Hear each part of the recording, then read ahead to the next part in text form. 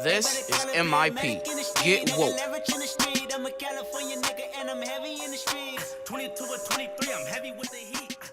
17 minutes before the hour. Joining us now from the Washington Post is Missy Ryan. She's been writing about the Syria situation.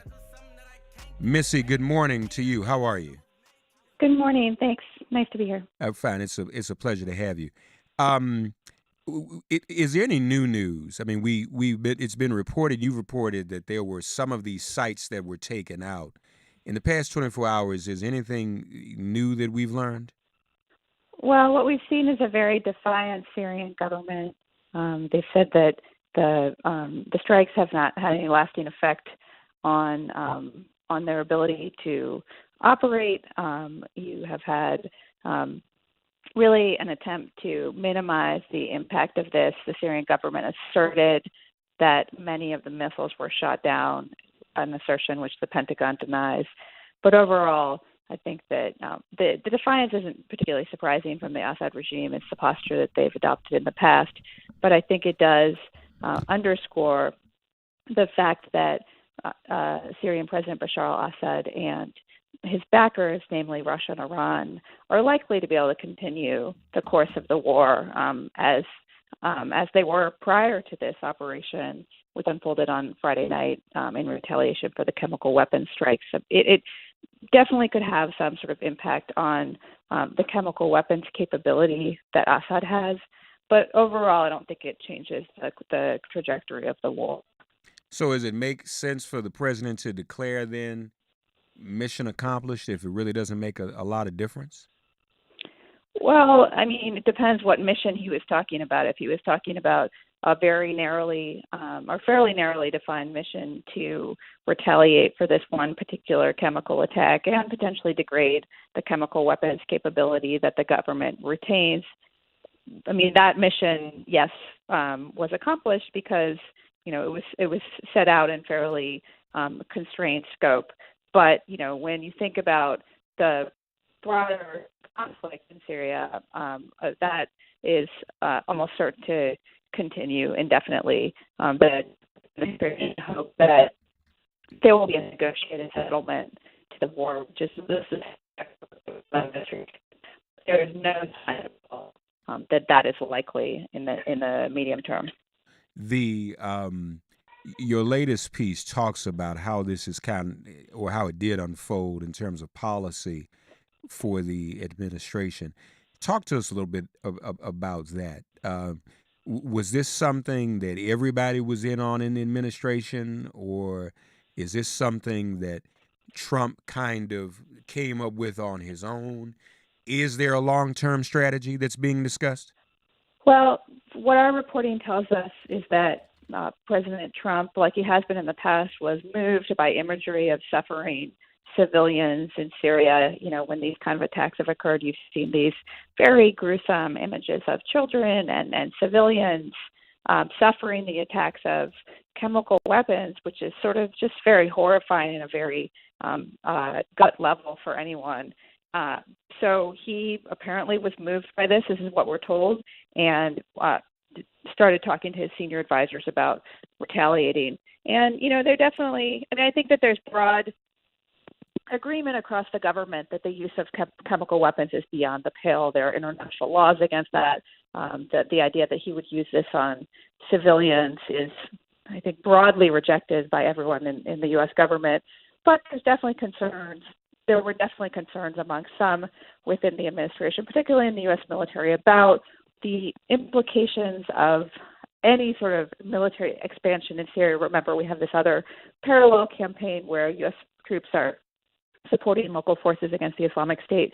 And there's a concern that if you do attack the government, it could draw you more deeply into the broader civil war, which is incredibly complicated at this stage, 7 years into it, and lead to unintended consequences, potentially escalation with Russia, which is, you know, a near-peer competitor for the United States, and really get us to somewhere that we don't want to be. And, you know, I think most people acknowledge that there's not a very coherent strategy for getting to the political settlement, which I mentioned is the overall objective. Yeah. What about the relationship with Russia and Russia's reaction to these strikes? What does this do to U.S. relations with Russia? Is Russia going to retaliate against the U.S.? Is Syria going to retaliate against the U.S.? Is Russia going to retaliate on behalf of Syria, Missy Ryan? Well, they didn't, which was Right. the concern on Friday when this occurred, and that's why the U.S. military took such care to strike targets where there would not be Russian military forces presence, because remember they're also in Syria, Right. and tried to really telegraph to the Russians that there would be this activity. So, they condemned it. The Syrian government condemned it. The Syrian government tried to shoot down missiles. They did not succeed, as far as we're told. And, I don't expect there to be any sort of military retaliation on the part of Russia or Syria, because they know that they really can't win that kind of scenario in Syria.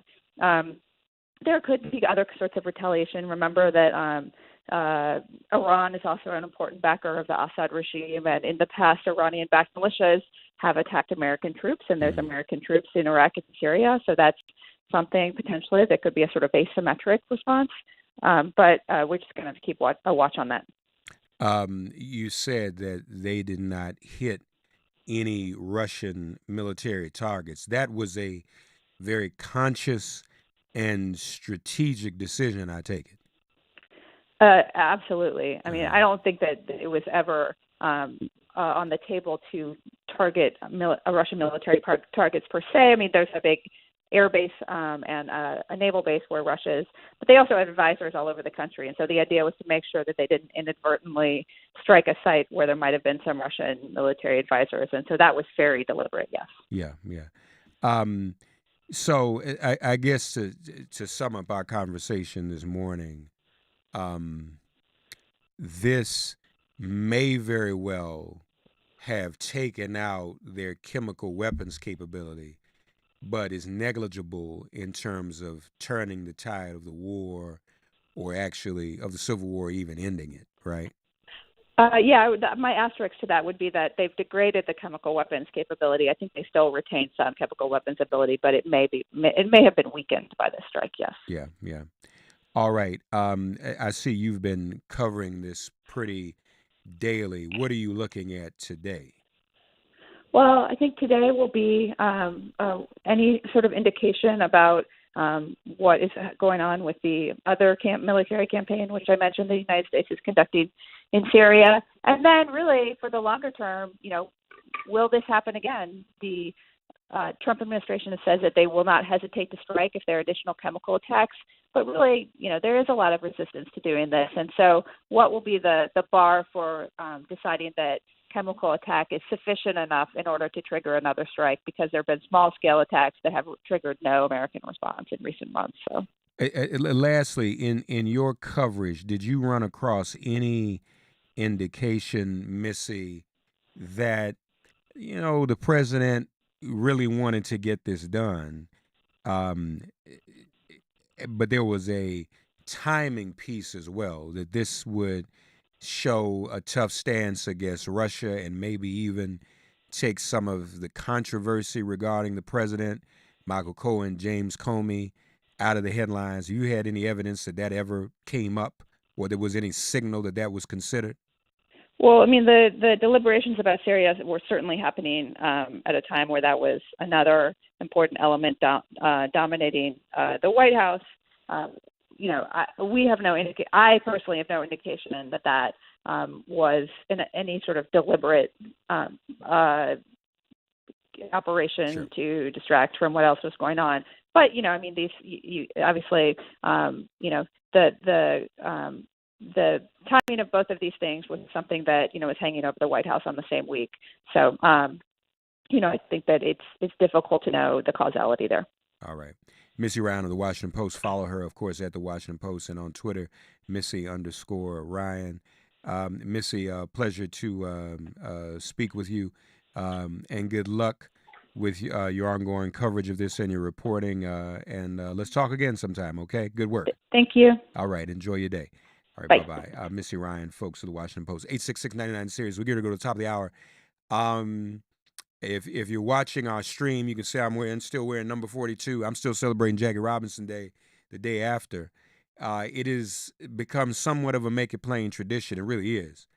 That we air our interview with Rachel Robinson and some of the other officials in the Jackie Robinson Foundation on Jackie Robinson Day, or the Friday before, the Monday after. We're going to do that to close out the show today. In the next hour, our visit with the Jackie Robinson Foundation and Rachel Robinson, as she tells the story of Jackie Robinson and how they met and how they came together to be husband and wife, and of course his impact on Major League Baseball in the world, the nation, the country, as a matter of fact. Jackie Robinson said, a life is important only in the impact it has upon other lives. And that is definitely the truth. So stay tuned. We're going to go to that momentarily. Right when we take a break, we'll come back at the top of the hour.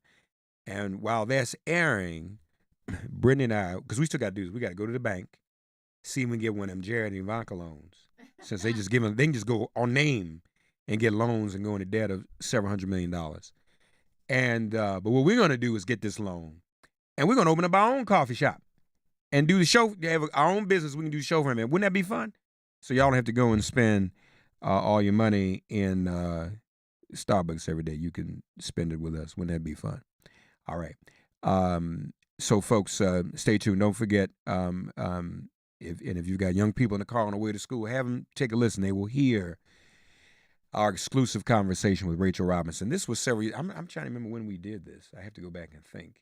It's several years old, but it's still timely. Mrs. Robinson isn't doing as many interviews as she once did. And Rachel Robinson, y'all, is 96 years old and looks great. God bless her. And so whatever contribution she makes, we're thankful for. Stay tuned. Rachel Robinson, next. Sirius XM Progress 127. Get ready for impeachment. This is MIP. You ain't really in the field, you just tweet a lot. If we ain't on the same page, you just kick a rock, bitch. And I've been really trying to keep the peace, but I'm another little nigga and I'm heavy in the streets. I was raised by my granny.